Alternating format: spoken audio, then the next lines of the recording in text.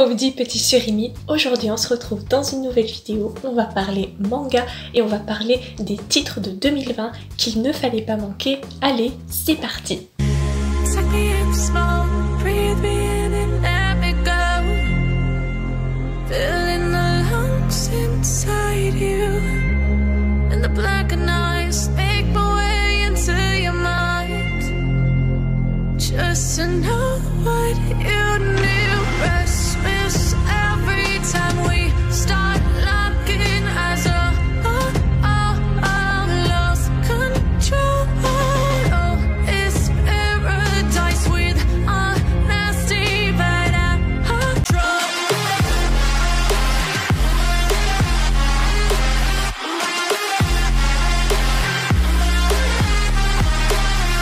J'ai vraiment eu du mal à ne sélectionner que 20 titres.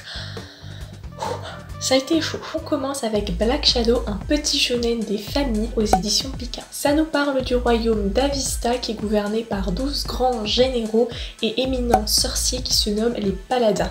Et Junk se retrouve être le fils de l'un de ces paladins, le paladin du soleil qui plus est. Malheureusement, il vit sans cesse dans l'ombre de ce père éminent, brillant, à qui il doit un jour succéder. Le jour de la cérémonie qui fait qu'il sera un sorcier à son tour, eh bien il décide de changer son destin. Il se rebelle et il prend même le parti des ombres. Là, son père, il doit un petit peu l'avoir là. Mais le destin n'a pas dit son dernier mot et l'avenir de Junk pourrait bien être tout autre que celui auquel il aspirait. Tu t'en doutes, s'il fait vraiment partie de mes tops de l'année 2020, c'est que j'ai eu un gros coup de cœur pour ce manga. Cependant, j'ai pu constater qu'il avait été assez mal accueilli en France et je me demande pourquoi. À noter que suite à la parution du tome 5, il y a eu une pause et il y a même eu des rumeurs qui ont dit que la suite serait peut-être digitale. Du coup, je commence à stresser et je croise les doigts pour qu'il y ait une solution qui soit trouvée et qu'on ait la suite en physique. En tout cas, le point fort de ce manga, c'est sans conteste ses intrigues, les rivalités au sein du royaume magique, royaume qui dépend de baguettes magiques, donc ce petit côté Harry Potter est assez sympa. Et par moments, je t'avoue que ça m'a fait penser à Black Clover avec une petite pointe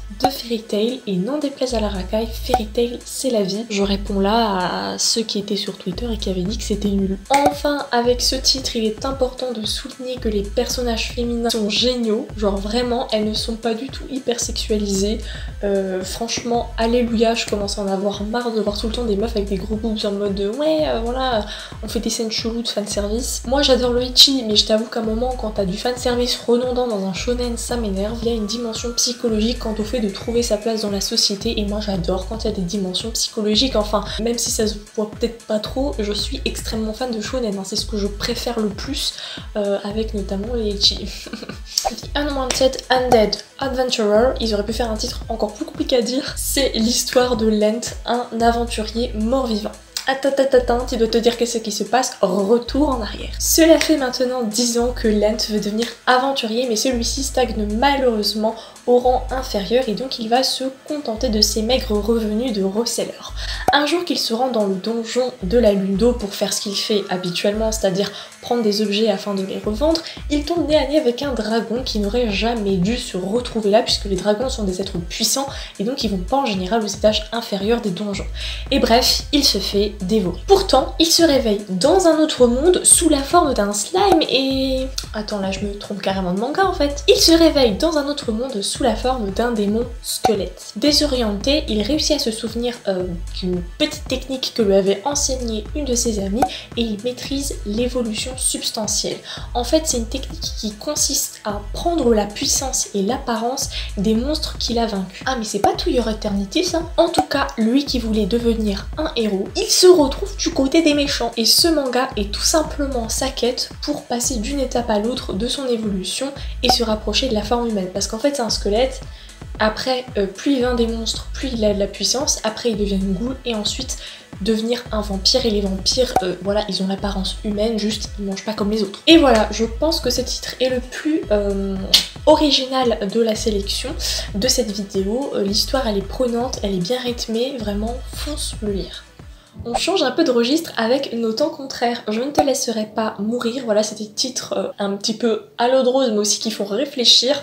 Donc c'est un shoujo de science-fiction pure. Oui, ça existe le shoujo, c'est pas que des lycéens qui font des triangles amoureux. La saga est achevée en 8 tomes chez Akata et elle est notamment portée par le vecteur de la maladie. L'humanité ne peut plus vivre sur Terre. Elle s'est cloîtrée dans l'espace, dans ce qu'on appelle des cocons. D'ailleurs, le mode de vie de ces individus me fait très fortement penser au confinement. Tout est contractualisé, régi par des règles strictes, même pour des choses assez basiques, comme par exemple le fait de confier des secrets à quelqu'un. C'est dans cet environnement que vont évoluer Arata, Tara, César et Louis. Ce sont des enfants précieux. En fait, ils ont une apparence prépubère, mais ils ont la maturité des adultes et ils incarnent l'espoir et l'avenir de tout le reste des personnes qui vivent avec eux. Parce qu'en fait, ils peuvent vivre pendant des centaines d'années. Ça me fait un peu penser aux enfants de la baleine. Un jour, ces quatre-là vont rencontrer une mystérieuse femme aux longs cheveux verts, et j'avoue que c'est pour ça que j'avais commencé à lire parce que le design me donnait grave envie. Et cette dernière va leur apprendre qu'elle est atteinte de la maladie de Daphné. En fait, ça va tout simplement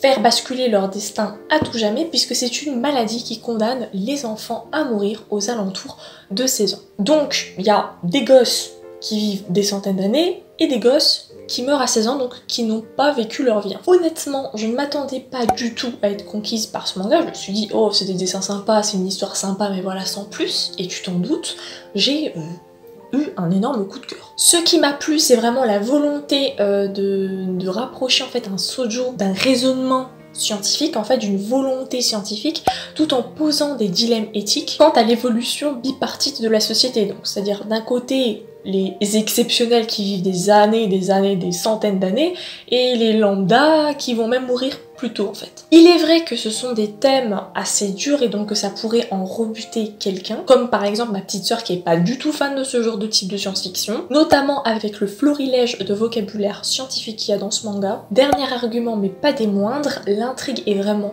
ultra dynamique et en plus elle avance très vite. Pour te dire, rien qu'à la fin du tome 1, on fait un bond de plusieurs années déjà. Ensuite, il y a Tombé du ciel. Tombé du ciel, c'est un petit ecchi tout en douceur qui est sorti chez Meian. Donc ils ont lancé leur collection Daytan, si je dis pas de bêtises. De base déjà, chez Meian, j'aime 99% de ce qu'ils font, mais alors dans cette collection-là, j'aime tout ce qui sort. Il existe un animé de ce manga-là que j'ai vu quand j'étais un peu plus jeune, mais patience, je t'en reparlerai, je réserve une petite vidéo dessus. Spoiler, la version manga papier m'a foutu une sacrée claque, et en vrai, l'anime n'a pas si mal vieilli que ça. On part sur Half and Half. Dans un couple sain, en général, c'est Mitch-Mitch, 50-50, moitié-moitié. On partage, on fait des compromis. Mais est-ce que tout partager c'est bien? Et si tu dois partager avec des inconnus, est-ce que c'est pas pire? En sautant d'un immeuble, la jeune Yuki va tomber sur Shinichi qui est un étudiant et tous les deux vont mourir sur le coup. Sauf qu'ils vont être transportés dans un lieu qui ne ressemble ni au paradis ni à l'enfer et qu'ils vont être entre la vie et la mort. Et là, il y a une entité qui apparaît et qui va leur dire qu'ils ont une semaine, 7 jours, pour décider de qui va vivre et de qui va mourir. Et durant cette période-là, ils vont devoir tout partager, tout ressentir. Quand l'un est heureux, l'autre est heureux. Quand l'autre souffre physiquement, l'autre aussi. Et ce, sans pouvoir s'éloigner l'un de l'autre. D'où le titre, je pense que tu l'avais compris. Le compte à rebours est désormais lancé pour ces deux inconnus qui n'ont d'autre choix que de partager la même vie. Mais tu t'en doutes, au fil des jours, ce choix qui semblait si évident ne va plus l'être tant que ça, puisqu'une relation va se tisser entre les jeunes gens, rendant finalement ce choix si évident bien plus compliqué du fait des sentiments émergents. Et j'ai trouvé que c'était à mi-chemin entre le romantique et le fantastique, et du coup j'ai adoré parce que voilà, il a su te parler sans que ce soit trop lourd de la vie, de la mort, de manière poétique, et je pensais pas que c'était possible en fait de mettre de la poésie dans la mort. Il ne compte que 2 tomes, et pendant ces 2 tomes, mais je suis passée du rire aux larmes, je me suis demandé à un moment si j'étais pas bipolaire. Les personnages étaient vraiment attachants, et au Japon, j'ai constaté que le manga était sorti en 2012, et je me suis dit, quoi?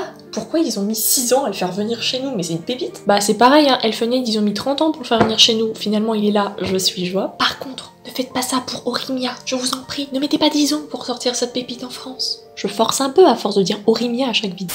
Alerte coup de cœur thriller avec Asadora. Ce seinen mêle le drame, l'histoire et la famille. Avec brio Urasawa. Naoki, déjà connu pour 20 and 21st ou 21 Century Boys, mais aussi Monster, Billy Bat et plutôt que j'adore, Urasawa Naoki mêle suspense et saut dans le temps avec un soupçon de fantastique pour notre plus grand plaisir. On évolue tantôt dans un Nagoya de 1950 où s'abat un terrible typhon, tantôt aux Jeux Olympiques de 1964, puis ensuite en 2020. Quid du Covid? Bah ouais, la ville elle est plutôt dévastée par un monstre cornu. Ce manga retrace tout simplement une fresque historique avec un fil rouge de science-fiction. Mais au-delà de ça, ce qui est très frappant, c'est le portrait des personnages, parce que outre l'intrigue, outre les sauts dans le temps, vraiment on a des portraits de personnes, des histoires de vie.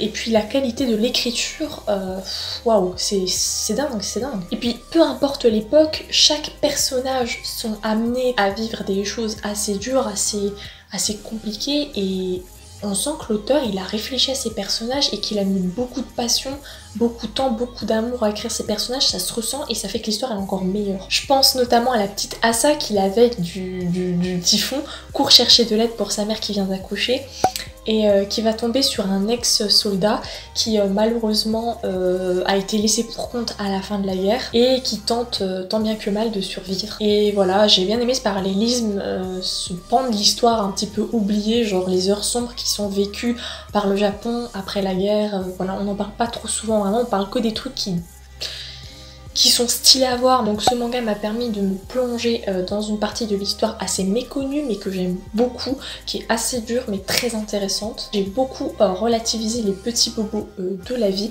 et je pense que c'est un manga qui pourra convenir aux fans d'histoire, de culture japonaise, de thriller, parce que les personnages et l'intrigue sont ultra bien travaillés. Et les dessins sont déments, enfin c'est Urasawa, c'est un démon dans ce domaine. 2020 a été l'année la plus merdique de toute ma vie, avec notamment l'année 2019, mais aussi j'ai eu l'impression qu'en 2020 il y avait plein de choses négatives qui sortaient des gens, genre toutes leurs appréhensions, leurs peines, même leur haine, parfois leur rage, ben ça sortait sur les réseaux. Et à contrario, ça a aussi donné en fait de bons films, parce que en 2020 j'ai vu un florilège de musique, de films, de séries, d'animés, de dramas qui avaient à cœur d'aborder des thèmes un petit peu douloureux ou dont on ne parle pas trop souvent, style le harcèlement à l'école, au travail, le sexisme, etc. Et c'est le cas avec Moi aussi, qui met en lumière une histoire touchante, poignante, et qui a un beau message de prévention. Satsuki travaille en intérim en tant qu'opératrice dans un service client téléphonique. Elle est très investie dans son travail, mais malheureusement elle devient la cible de l'un de ses supérieurs qui va la harceler sexuellement. Sombrant peu à peu dans la solitude et dans l'isolement, la jeune femme se fait happer par la loi du silence et va être contrainte de lâcher son travail, en plus de traiter un sujet lourd qui est malheureusement très prégnant dans la société. Moi aussi a le mérite d'être basé sur une histoire 100% vraie, puisque tout au long de son manga, Reiko Momochi a consulté Kaori Sato, qui est une politicienne et qui est aussi l'une des toutes premières femmes à avoir essayé de faire entendre publiquement sa voix concernant le harcèlement sexuel au travail, en entreprise, etc. Et après 3 ans de lutte, elle finit par démissionner de son travail et justement entamer à 100% la lutte justement pour que le harcèlement sexuel soit reconnu comme étant un accident du travail, en mettant en avant les traumatismes physiques, psychologiques que cela peut engendrer, etc. Et j'ai trouvé que dans ce manga là, tout était trop bien retranscrit.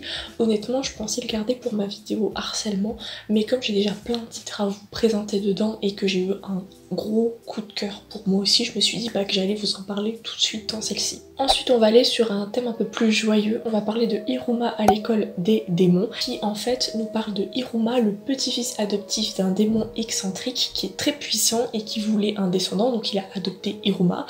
Et si on peut être tenté de croire que le cauchemar que vivait Hiruma, qui était avant son adoption martyrisé par ses parents et son entourage, s'arrêtera enfin, il n'en est rien, en tout cas c'est pas sûr, puisqu'il va intégrer une école peuplée de monstres en tout genre. Personne n'a jamais vu d'être humain de sa vie et surtout où tout le monde rêve d'en goûter un, d'en manger un. Pour survivre et ne pas se faire dévorer, il va devoir utiliser toute sa stratégie pour cacher sa véritable nature à son nouvel entourage sans pour autant se départir de sa gentillesse. Gentillesse qui va au passage lui permettre très vite de se constituer un petit cercle d'amis sympas et chaleureux. Franchement c'est un personnage ultra chaleureux, une véritable crème. Même les personnages chiants, les antagonistes qui peuvent lui mettre des bâtons dans les roues etc. vont finir par s'attacher à lui et le lecteur il peut que l'aimer. Franchement en général ce genre de perso je l'aime pas, mais j'ai eu un coup de cœur sur Iruma. Clairement limite c'est un perso que je veux dans ma famille. Bref on part sur un petit shonen school life fantastique qui est à la fois comique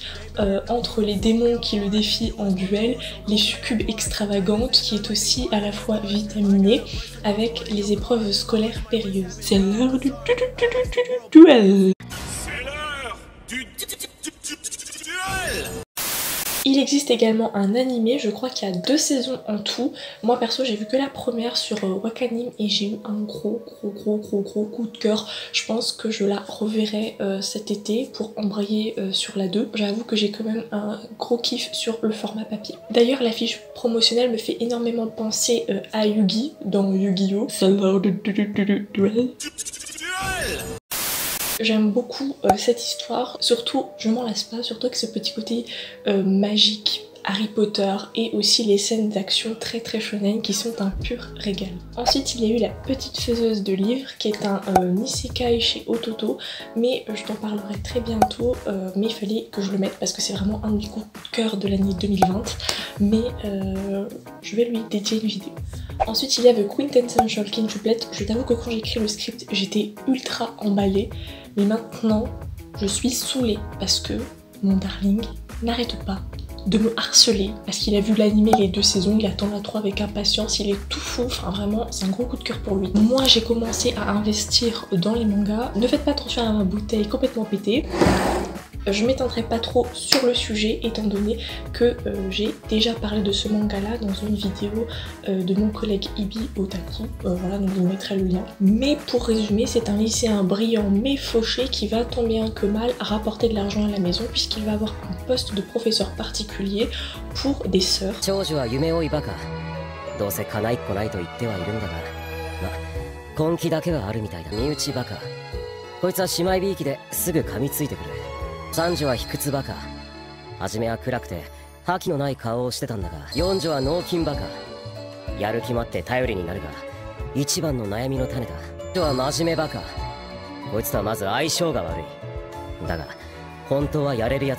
Cinq sœurs qui se trouvent être très fortunées, très nulles à l'école et aussi très chiantes, donc il va devoir en fait les convaincre de travailler. Mais elles ont vraiment ultra peur du travail. Genre elles voient qu'elles vont faire des devoirs, elles se mettent à courir. Oh mon dieu les filles, il a un cahier et un stylo, il va nous donner des cours surprises. Vite.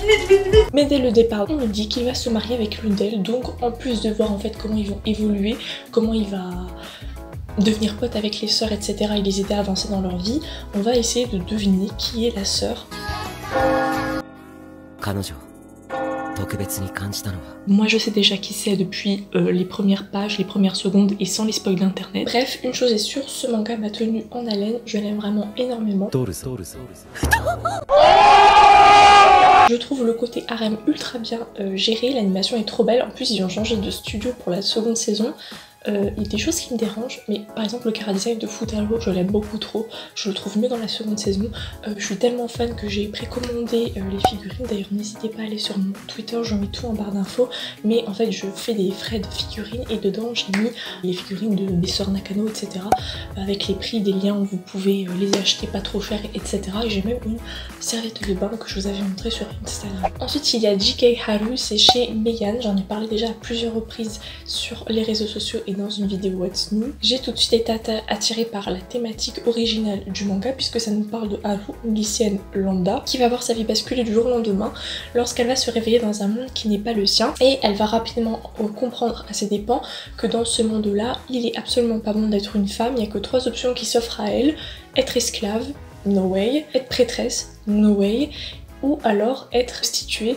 Pour Haru, absolument pas question de se blesser et de mourir inutilement et donc elle va mettre à profit ce qu'elle a de mieux à offrir, son beautiful booty. Elle n'a pas d'autre choix que de vendre son corps pour pouvoir survivre dans ce monde. Il est plutôt classé haut dans mes coups de cœur de 2020 parce que j'adore le genre du isekai, c'est vraiment un genre que j'aime énormément, mais j'ai rarement vu en fait un isekai, et en plus d'un point de vue féminin, qui ne tourne pas en harem inversé trônier, et aussi qui soit aussi original. Et franchement ça fait plaisir parce que j'aime bien en fait le message qui est véhiculé sur le sexisme. Je trouve que c'est une plus-value en fait, parce que les mangaka ont justement pris le parti de mettre en avant le sexisme pour montrer la gravité du sexisme. Mais j'ai mis quand même un petit disclaimer pour les surimi les plus sensibles, c'est clairement pas un manga à mettre entre toutes les mains, déjà entre les mains des plus jeunes, parce qu'il y a des scènes de sexe qui sont montrées, mais aussi parce que déjà moi en tant que femme j'ai trouvé plusieurs fois, enfin j'étais très mal à l'aise plusieurs fois, et j'ai trouvé parfois la lecture assez difficile. Je me suis dit parce que voilà, il y a certaines scènes qui sont assez dures, et il y a absolument aucun jeu de mots malsain dans ce que je viens de dire.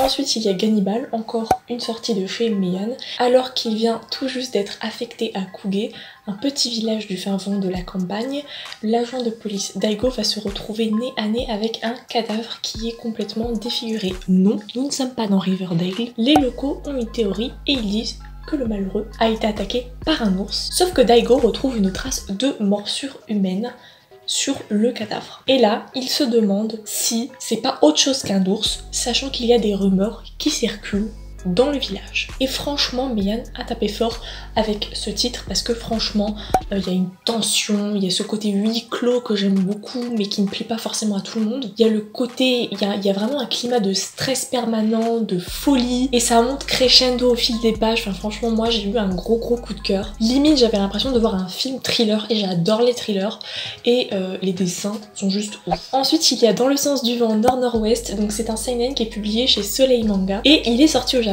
en 2016. Moi, pas comprendre pourquoi ce manga n'est pas en France plus tôt. Dès le départ, on est plongé dans un drame policier et fantastique. En effet, Kei Miyama se retrouve pris dans un accident de voiture qui l'empêche de poursuivre une filature. Et oui, ce beau gosse de 17 ans n'est autre qu'un détective indépendant. Mais heureusement, il n'est pas seul en pleine cambrousse, puisqu'il discute, il converse, il passe le temps avec sa vieille voiture. Et oui, vous avez bien entendu. Non, ce ne sont pas des séquelles au confinement. Non, il n'a pas de commotion cérébrale. Juste qu'il a, comme tous les hommes de sa famille, un don assez spécial, et dans son cas à lui, c'est de parler à des appareils électriques, dont les automobiles. Et d'ailleurs, au début de l'histoire, il ne se doute pas à quel point cette capacité va lui être utile, puisqu'au cours d'un voyage au Japon avec son grand-père, sa vie va complètement basculer lorsqu'il apprendra l'assassinat de son oncle et de sa tante par son petit frère. En plus de cela, il n'a absolument plus de nouvelles de son petit frère, ce qui ne concourt pas à prouver l'innocence de ce dernier, et il semblerait que son petit frère ait fui en Islande. Donc Kei retourne au bercail, parce que je l'ai pas dit, il est japonais mais il habite en Islande de base, donc il retourne là-bas et se lance dans une enquête effrénée pour prouver l'innocence de son petit frère dont lui est convaincu. Ce manga est à mi-chemin entre la tranche de vie et la science-fiction. Le polar, voire même le thriller, ça fait beaucoup de points qui m'attirent perso. Et donc, ni plus ni moins, on suit le parcours d'un jeune homme hors du commun qui est à la fois beau, ne nous le cachons pas, intelligent, déterminé et doué, et qui cache sous sa carapace un grand cœur. Juste dommage qu'il soit mineur. Le contraste avec son grand-père est juste trop dingue parce que en fait Kei, genre c'est le beau gosse qui s'occupe bien, enfin qui est stylé, calme, posé, machin, et son grand-père c'est tout l'inverse en fait, c'est genre un grand dragueur etc qui est toujours jeune dans sa tête et tout, et donc ça fait vraiment un tandem de choc. Et il faut savoir que ce coureur de jupons a lui la capacité de parler avec des oiseaux. Est-ce que ce sera utile? À toi de me le dire si tu lis le bouquin. En tout cas, c'est un manga dont on tombe amoureux dès les premières pages, et même au bout de 3 tomes, il est toujours aussi bien. D'ailleurs, le scénario est bien dosé et on ne se perd pas. Petit point bonus pour le dessin que je trouve occidental et pour les paysages islandais, absolument divin, qui nous invite au rêve. Comme je l'avais déjà dit dans mon update lecture roman, l'Islande c'est vraiment un pays que j'aime beaucoup, que j'adorerais visiter. Et enfin, le contraste entre le chara-design tantôt simpliste, tantôt ultra travaillé, et concourt à magnifier les personnages. D'ailleurs, on a quelques personnages féminins dont la beauté est juste à couper le souffle. En plus, elles ont des personnalités affirmées, moi j'adore. Enfin, le détail des décors, des scènes d'action est parfaitement maîtrisé, le scénario est au top et donc l'expérience de lecture est optimale. Ensuite, il y a Blue Flag, c'est un petit peu un shoujo dont on sait pas trop quoi dire, qui est publié en 8 tomes chez Kurokawa, il vient de s'achever. Moi perso, j'ai pas encore lu la fin de l'histoire, mais je n'ai pas besoin de tout lire pour tomber en amour avec ce manga dès le premier tome. C'est un slice of life très dur à résumer, mais en résumé on suit les tribulations amoureuses de plusieurs personnages, mais aussi les réflexions profondes de ces personnages, et à chaque fois on virevolte entre plusieurs points de vue. Chaque personnage est attachant, l'histoire est vraiment bien écrite, l'intrigue elle est très cohérente, on sent que l'auteur a tout pensé parfaitement dès le départ, il sait où il va, on est très vite immergé dans l'œuvre. Bon, je triche un petit peu, mais les rééditions cette année, c'était juste une masterpiece. Et on admire ce jeu de mots, puisque je vais te parler de Aria. Enfin, te parler, c'est un grand mot, puisque je l'ai déjà fait dans ma vidéo sur les femmes indépendantes. Deuxième opus, puisque c'est la deuxième année consécutive que je le fais, donc n'hésite pas d'aller la voir, mais voilà, Aria the Masterpiece, gros coup de cœur. Et puis en plus, t'en as pour ton argent, parce que les couvertures avec les dorures, elles sont magnifiques, et on est sur la petite briquette bien lourde, l'histoire elle est juste trop chill. Ensuite il y a l'éternelle édition de Sailor Moon, donc ouais je triche un peu parce que Sailor Moon ça date clairement pas de 2020, mais cette réédition elle est juste magnifique, c'est le coup de grâce. Je vais pas te réexpliquer ce que c'est Sailor Moon, c'est toute ma vie, toute mon enfance, j'adore.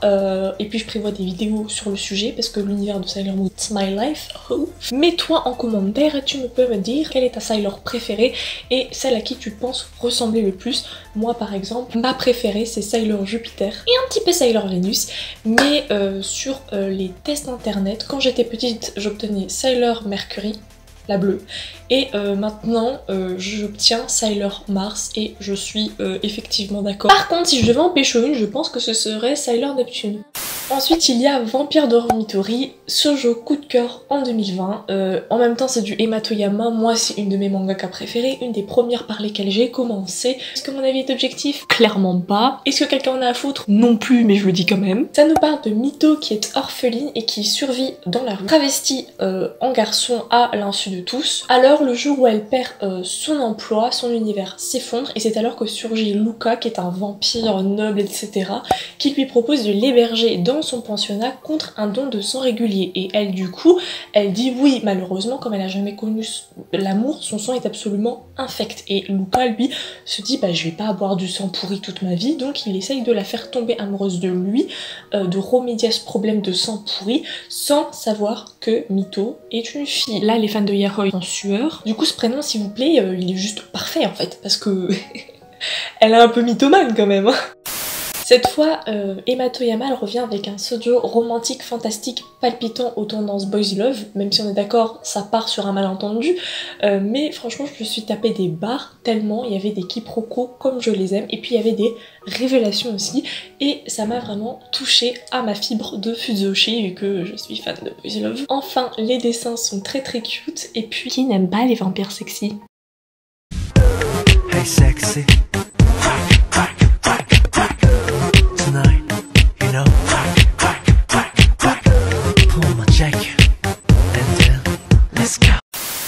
La plus-value c'est que ce vampire est otaku, donc ça rappelle un petit peu Bloodlad, mais voilà, en plus de ça il est trop stylé, enfin voilà, je trouvais ça assez original, enfin bref, un bon petit shoujo. Comment passer à côté de Jujutsu Kaisen? Je pense qu'il y a moins d'1% de la population qui a pas dû le mettre dans son top, on t'avoue. Moi je le mets, c'est un de mes neketsu préférés. Ok, il y a un côté Blue Exorcist et Naruto, il y a des codes empruntés etc.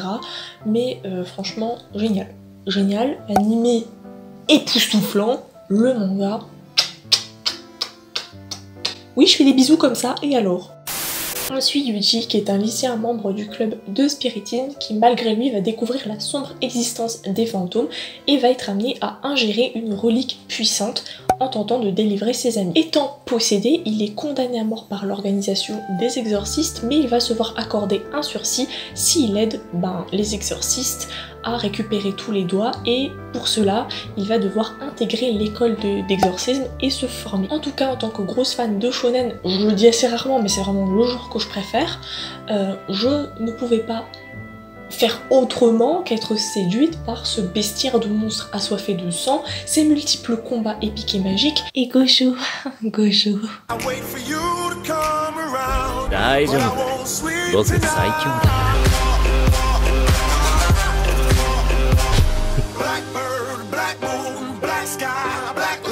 Bref, Jujutsu Kaisen est vraiment une perle de dark fantasy et j'attends la suite avec une impatience folle. En attendant, passons sur la perfecte édition de Full Metal Alchemist.